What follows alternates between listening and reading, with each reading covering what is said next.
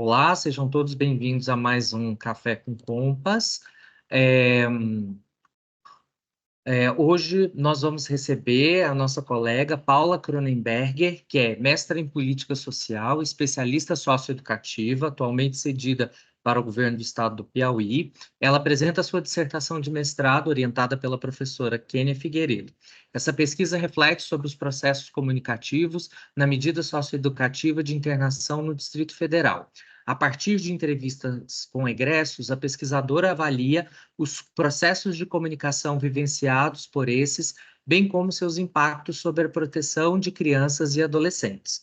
O tema da sua dissertação é Vozes dos egressos da medida socioeducativa de internação no Distrito Federal, os processos comunicativos na perspectiva da comunicação pública. Muito obrigado, Paula. A palavra é sua, seja muito bem-vinda, obrigado pela sua disponibilidade. Obrigada, Leonardo. Boa tarde. É sempre um prazer estar de volta aqui com todos do Compas, com a professora Kênia, que foi minha orientadora nesse trabalho de mestrado, que resultou nessa dissertação, que foi um trabalho feito e que trouxe uma outra perspectiva para nós que somos do serviço social, de repente se ver trazendo um pouco sobre a reflexão que inclui a comunicação e a comunicação pública, que permeia o nosso cotidiano profissional, mas que por não adentrarmos exatamente nesse tema, nós não vamos percebendo que estamos ali trabalhando com a comunicação pública no nosso espaço socioocupacional, no nosso ambiente de trabalho. Então, foi um trabalho que trouxe uma outra perspectiva para esse ambiente de trabalho, né? Ele foi feito com egressos do sistema socioeducativo do Distrito Federal. E por quê? Né? Por que os egressos? Porque as vivências deles dentro do sistema socioeducativo nos permitem trazer uma série de elementos onde nós podemos estar mensurando como a comunicação pública se insere nesse espaço e de que forma ela impacta nessa medida socioeducativa, né? E dentro desse contexto, nós temos um ambiente que, na mídia, é um ambiente que é cheio de contradições. Quando nós falamos em medidas socioeducativas, nós lembramos de quê? Do SINASE, né, o Sistema Nacional, do Estatuto da Criança e do Adolescente, da doutrina da proteção integral, mas nós lidamos o tempo todo com um ambiente cheio de contradições. Então, essa reflexão, ela traz um pouco de tudo isso, traz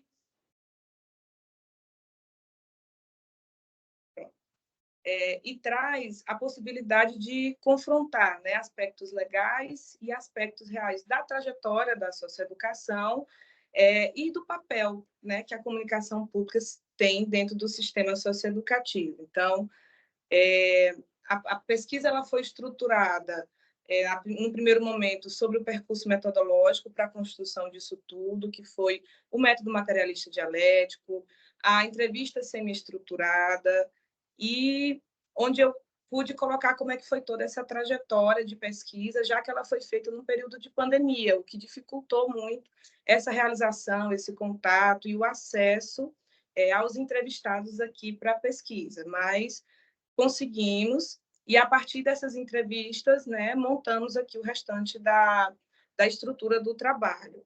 Eu trouxe em um dos capítulos um pouco da compreensão do percurso da socioeducação no Brasil, a sua execução do Distrito Federal. Não podemos esquecer que no imaginário popular do Distrito Federal, nós ainda temos o CAGE, que tem uma lembrança que é muito pesada, que é muito cara para a área socioeducativa, por todas as situações que foram vivenciadas lá e que foram muito repercutidas na mídia. Esse espaço hoje já não existe. Existem diversas internações com perfis diferentes, até para se adequar melhor às necessidades desse público, desse usuário que é atendido nesse espaço. Então, eu trouxe um pouco dessa contextualização, trouxe um pouco do Estado enquanto legislador, então, enquanto regulamentador, financiador e executor dessa política, já que nós vivemos um contexto, pelo menos aqui no Distrito Federal, onde o Estado é o responsável política socioeducativa, não houve ainda uma terceirização, que é uma situação de extrema insegurança, né, até dentro do sistema hoje, pelas propostas de privatização, e algumas categorias que permeiam todo esse ambiente, né, como o racismo, questão social, a categoria cidadania, né, tudo isso para lá na frente entender um pouco mais do perfil, até dos socioeducandos, já que as pesquisas apontam, por exemplo, quem é o adolescente que está dentro de uma medida socioeducativa. É o adolescente de família de classe alta e branco? Não, não é esse o perfil predominante dentro desses espaços.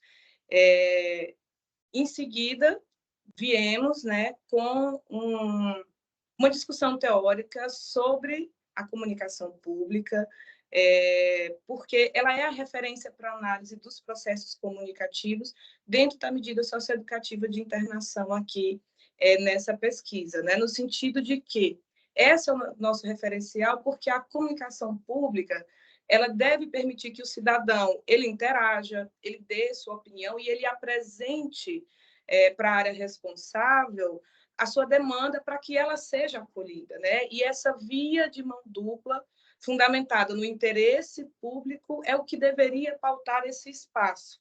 E a comunicação ela é a referência para isso, né? Afinal de contas, a comunicação ela é uma ação privilegiada de fazer política e que está constante o tempo todo ali naquele ambiente fechado. Eu tenho ali pessoas que têm uma rotina muito rígida, que têm horário, que têm regras, que quando são quebradas trazem uma repercussão muito forte para o cotidiano daquele local, e a comunicação ela é o meio de dar andamento nesse dia a dia o tempo todo nesse espaço. Então, não tem como fugir dessa perspectiva dentro do ambiente de privação de liberdade, né?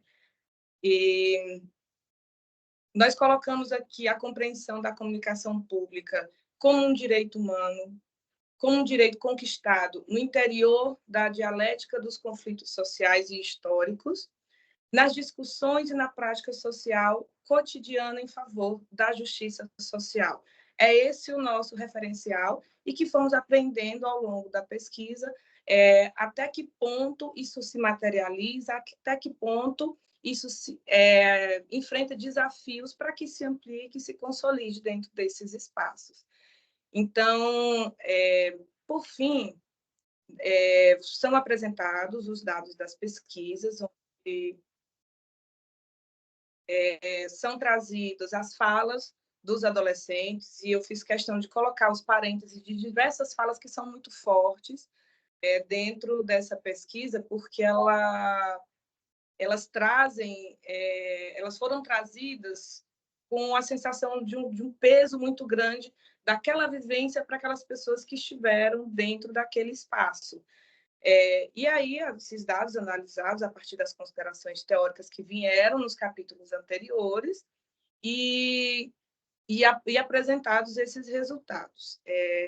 A princípio, o que é que se observou dentro dessas falas de egressos que são de diversas instituições, né, já que são várias dentro do Distrito Federal que ofertam a medida socioeducativa de internação. A vivência de um processo muito contraditório, né, onde nós percebemos sempre que existe a inserção da comunicação pública nesse espaço, mas que ela tem limitações constantes, né? Como é que eu vou dizer que eu estou tendo um processo dialógico? Como é que eu estou tendo uma vivência onde eu tenho uma comunicação de mão dupla se eu estou recebendo um tratamento que muitas vezes é pautado na violência, na imposição e não atendimento às demandas e aos direitos desses adolescentes que estão ali dentro. Então, por exemplo, a vivência da violência, em especial verbal, ela é muito constante nesse espaço, em todo o percurso que envolve o ato infracional, desde a apreensão aos espaços que antecedem a uma medida e a internação propriamente dita, todo esse espaço é permeado pela fala da violência.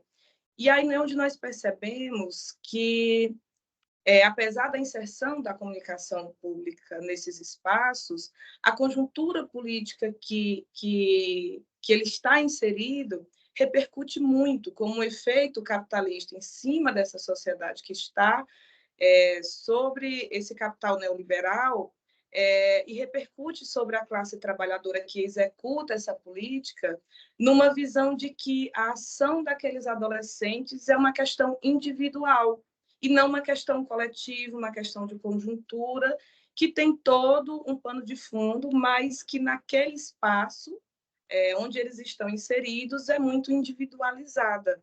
E aí o que percebemos é que existe a necessidade de uma maior compreensão sobre esse efeito, sobre esse espaço, sobre a necessidade de se refletir sobre esse trabalho, porque a comunicação pública ela é uma condição necessária, né, para a emancipação desses adolescentes e para que se atinja o objetivo dessa medida socioeducativa. Porque se eu estou pensando em transformação social, se eu estou pensando em garantia de direitos, se eu estou pensando em retirar aquele adolescente daquele espaço para uma vida onde ele retorne de uma forma inclusiva, como é que eu vou aqui já violar esses direitos e não garantir, pelo menos, esses processos comunicativos e dialógicos para que esse espaço ele realmente tenha um impacto positivo para esses adolescentes?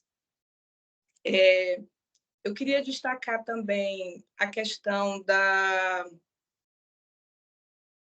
do local, a estrutura física foi muito trazida pelos adolescentes, o impacto de chegar a uma unidade de internação, onde é executada essa medida, e as falas, elas vieram muito no, olha, eu já me senti um ser inferior ao me deparar com aquele lugar e saber que aquele lugar foi um lugar preparado para me receber enquanto alguém, né, que cometeu um ato infracional. Então, o que observamos é que nesse espaço, né, como sempre dizíamos, professora Kênia, tudo comunica. Inclusive, a falta da estrutura é uma forma de comunicação, a organização física é uma forma de comunicação, e tudo isso impacta muito na vivência desses adolescentes ao chegarem, ao permanecerem e também depois ao saírem desses espaços. Eu queria destacar também aqui um outro ponto muito trazido pelas falas dele, que é a questão da figura feminina nessas falas, porque nós temos aqui uma clara percepção de quem acompanha, de quem está ali presente nas medidas socioeducativas enquanto família.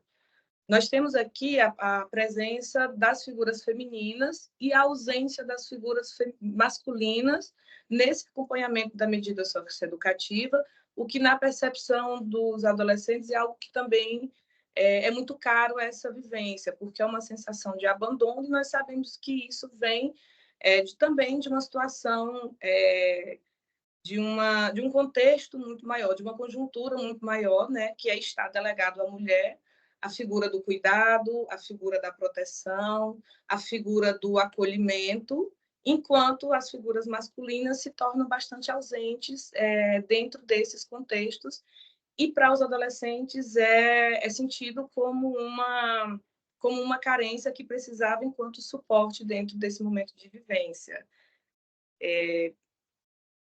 Eu destaquei aqui que, em algum grau, né, em alguma proporção, para alguns servidores que estão dentro do sistema socioeducativo, muitos dos princípios contidos na comunicação pública, eles são utilizados nessas intervenções do cotidiano de trabalho, né? No entanto, essa organização ela vai limitando essa atuação e permitindo ainda que uma série de preconceitos eles se mantenham vivos ali dentro daqueles espaços. E aí, por exemplo, ao invés de um processo dialógico, eu vou ter apenas uma informação colocada sem avançar para um diálogo, sem avançar para uma reflexão e sem avançar para uma devolutiva do que é aquela informação. Então, eu te jogo uma informação que muitas vezes para você nem é clara, não consegue atender a sua demanda, mas por eu estar num ambiente em que você não pode se manifestar, eu não lhe dou espaço para que a gente construa realmente um diálogo sobre aquilo que está em pauta naquele momento.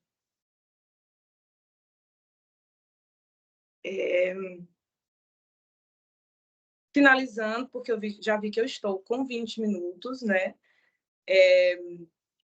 Que nós trouxemos enquanto reflexões finais, enquanto considerações finais para essa pesquisa é que a política socioeducativa, assim como outras, estão permeadas sim pelas moralidades, que isso faz parte do capitalismo e dos processos sociais extraeconômicos dentro desse contexto que atacam diretamente nossos processos democráticos, né? Porque a democracia, inclusive, ela precisa se apropriar da comunicação pública para que ela se efetive. E aí essa moralidade ela não deixa de atingir a comunicação pública através desses sujeitos que materializam essa política e vão possibilitar que essas situações violentas distorçam essa percepção do real e individualizem essas situações que estão postas. Então, deixa eu ver. Não vou me alongar, porque eu tenho muitas anotações, mas vou deixar aqui para possíveis perguntas, mas é isso.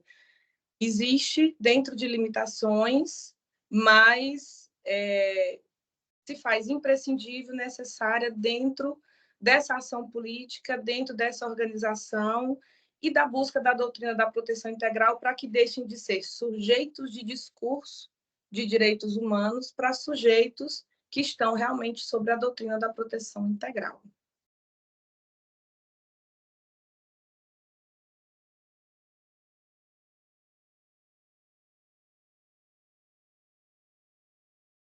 Mas pensando naquele espaço, o que mais me deixou nessa sensação de necessidade de novas pesquisas seria o trabalho com quem está lá dentro, com quem vive aquilo, com quem está imerso naquele espaço e não se percebe nessa forma distorcida do real, nesse processo de individualização dessa trajetória, dessa conjuntura, que termina por culminar na limitação da comunicação pública ali dentro.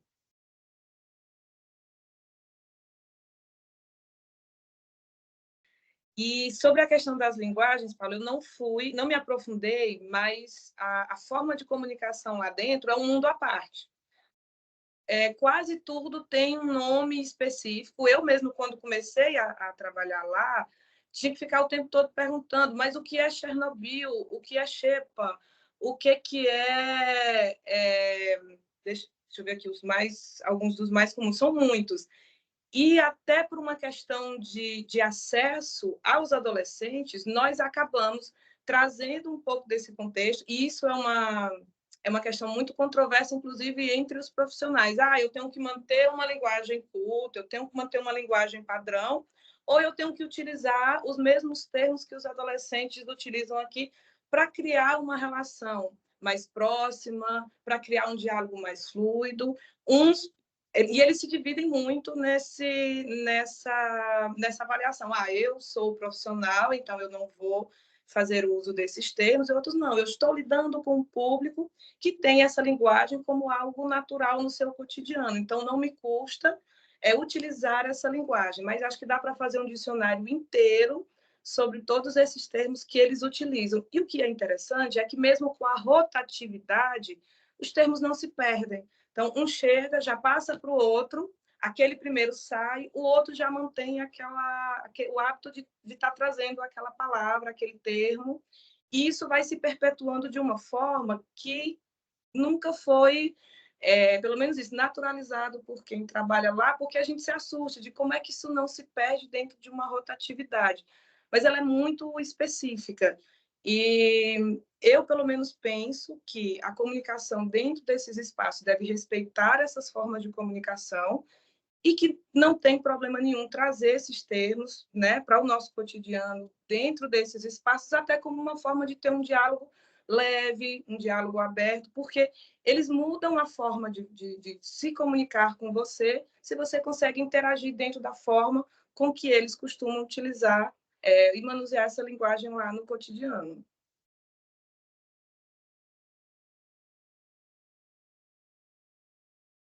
É porque essa questão da algema, para nós, todos os dias, ela é um problema. Porque eles querem que a maioria desses momentos de um atendimento profissional, de um contato com o adolescente, seja com o uso das algemas. Como é que eu me comunico de forma horizontal para uma pessoa que está algemada? É impossível. E aí, quando nós pedimos para retirar as algemas, começam as discussões entre os profissionais, o que torna o ambiente muito tenso. Porque eu digo, eu não vou sentar com esse adolescente algemado. E aí um agente me diz, eu não vou tirar a algema do adolescente. E aí nós criamos um conflito na presença de um adolescente, tentando estabelecer uma outra forma de comunicação que muitas vezes acaba por ali e se perde toda a possibilidade de uma comunicação leve por conta disso. É uma briga cotidiana.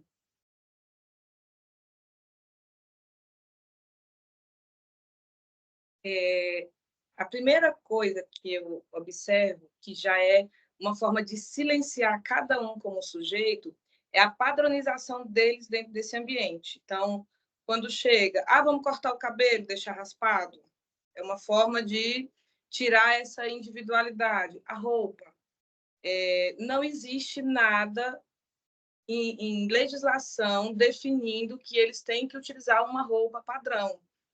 Mas foi tão naturalizado que deve ser desse jeito, que é todo mundo com a camiseta branca, a calça branca, o chinelo branco.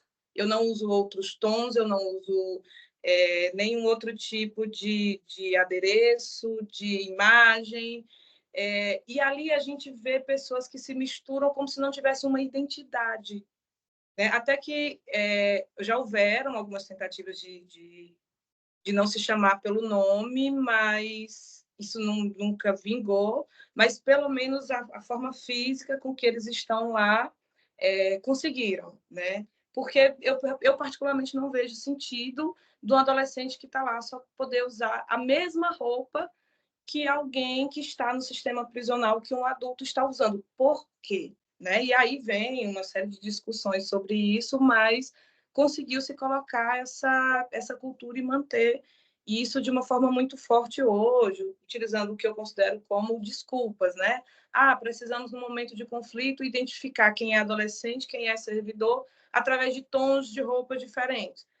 Situações que são exceção, né? E que não justificam esse tratamento. E aí, essa questão de como eles se percebem, de quais as expectativas, nós percebemos que muda muito pelo tempo de inserção também dentro do sistema socioeducativo e pela quantidade de passagens por lá. Quem chega pela primeira vez tem uma perspectiva, quem vem pela segunda já chega diferente, quem já veio várias vezes, quem já permaneceu várias vezes, quem já passou por diversas medidas meio aberto, semi-liberdade, internação, já vai ter outras perspectivas, outras expectativas e se percebem de outras formas, assim como criam outros laços, porque lá dentro se constroem também laços muito fortes e também se entram em conflitos muito fortes a partir do que se vem de fora. Então, eles vão se organizando lá dentro e mudando essas expectativas ao longo do tempo, e nós percebemos que quanto mais passagens, mais eles também naturalizam a vivência do ato infracional. E aí eles trazem para a gente como se fosse uma aceitação de que vir outras vezes é um caminho que ele não tem mais como escapar. Eu já vi uma, eu já vi duas, eu não tenho uma expectativa fora disso, então eu venho de novo. Por quê? Porque eu já naturalizei certos processos e eu vou vir para cá. Além do que é muito comum, eles trazerem a expectativa de, ao sair, já ter o reconhecimento da equipe de segurança da região. Então, eles vão ser vítimas, mesmo sem fazer, segundo eles, nenhum nem cometer nenhum ato infracional, eles já vão ser vítimas de violência simplesmente por estarem circulando na rua. Ó, quando os policiais me encontram, eles me reconhecem e eu vou ser agredido. Se eu passar próximo de uma delegacia, vão me puxar lá dentro e vão me interrogar o que eu estou fazendo ali. Então, a expectativa de uma outra trajetória ela vai minando ao longo da vivência dentro do sistema socioeducativo, o que era para ser o contrário. Se é um sistema socioeducativo, como você trabalhou, a vivência era para fortalecer esse outro aspecto, mas não, ela vai retirando essa outra expectativa que você coloca quanto mais tempo eles têm contato com aquilo.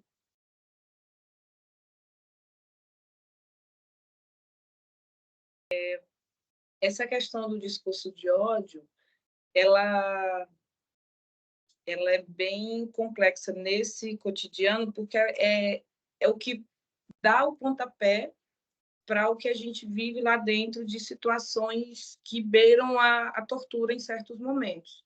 Porque o discurso do ódio ele é naturalizado, ele é algo que não é questionado por muitos gestores desses espaços, e não todos, e mesmo que eles sejam contra, eles não dão conta, por exemplo. E trabalhar essa linguagem, trabalhar a vivência deles, muitas vezes, gera algumas situações bem complexas lá dentro. Por exemplo, se você propõe um momento que você vai trazer alguns vídeos em que eles podem sugerir, não, eu vou trazer aqui clipes, eu vou trazer aqui filme, alguma coisa que vocês queiram assistir. Eles têm toda uma preferência musical, por exemplo. Quando nós viemos propor essa preferência musical, muitas vezes nós tentam barrar essas apresentações, por quê? Porque aquela linguagem, porque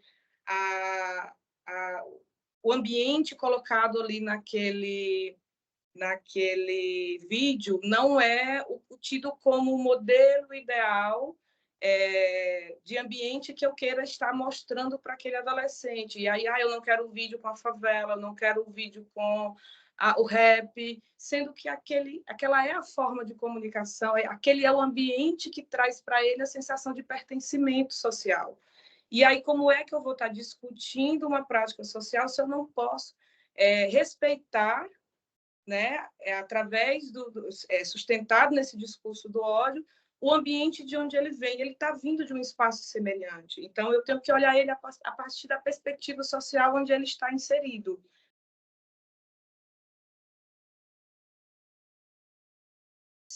Essa colocação vem muito do discurso para se justificar, né, o uso da algema. Com relação, por exemplo, nós temos duas principais categorias profissionais, apesar de outras, duas principais carreiras dentro da área socioeducativa, que são de especialistas socioeducativos, que incluem diversas profissões, que nós recebemos, inclusive, por fim, que para nós sempre foi um prejuízo muito grande, a não nomeação dos profissionais da música, das artes, que vieram depois, mas hoje já estão atuando, e os agentes socioeducativos. Então, ao tempo que o especialista ele consegue esse trabalho do atendimento aos direitos desses adolescentes, até a questão da garantia, da interlocução com outras políticas públicas, eu tenho também aqueles profissionais que são responsáveis por garantir que eles vão ficar privados de liberdade. E quando nós falamos em liberdade, nós criamos, sim, um espaço que permite alguns momentos de tensão. Eu acho que pensar na segurança dos profissionais é sempre necessário, mas o cotidiano de uma unidade, ele não é aquele cotidiano de briga, de tentativa de fuga o tempo todo. Existem.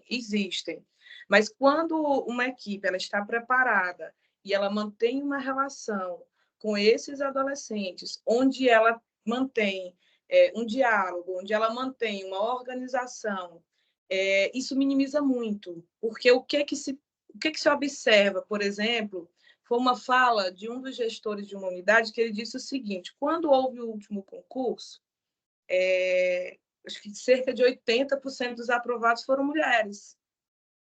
E aí todo mundo ficou aqui enlouquecido, esse tanto de mulher aqui fazendo a segurança desse local, fazendo o atendimento desse local, como é que vai ser isso? E o que foi que aconteceu? As situações de violência diminuíram. E aí todo mundo ficou Ô, gente, mas aí eu não tenho mais a figura masculina da força, com aquela camiseta preta, um coturno lá e tal, e eu tenho a figura feminina, e aí imaginou-se que as situações de violência iriam aumentar, por eles se sentirem, né, numa situação física de força um pouco mais vantajosa, mas não. O que mostrou? Que o tratamento respeitoso, que a forma com que nós mulheres somos mais educadas socialmente, trabalhadas socialmente para o contato com outras pessoas, na verdade, diminuiu as situações de conflito e de insegurança que justifiquem o uso das algemas. Porque nós mulheres temos... é natural das mulheres. Não, gente, é uma construção social, mas que repercutiu na tensão desse espaço. Por quê? Porque passou a ser mais horizontal, porque a comunicação mudou, porque a forma desse tratamento mudou. Então, a situação de conflito ela também diminuiu. Tem situações que você tem que ter essas precauções, sim, mas se você já tem a vivência cotidiana dentro do espaço onde eu já sei que eu não tenho uma possibilidade de fuga, com uma pessoa que eu já sei que se mantém dentro de um controle emocional e de convivência, qual a justificativa nessa situação? Né? O que nós questionamos é isso.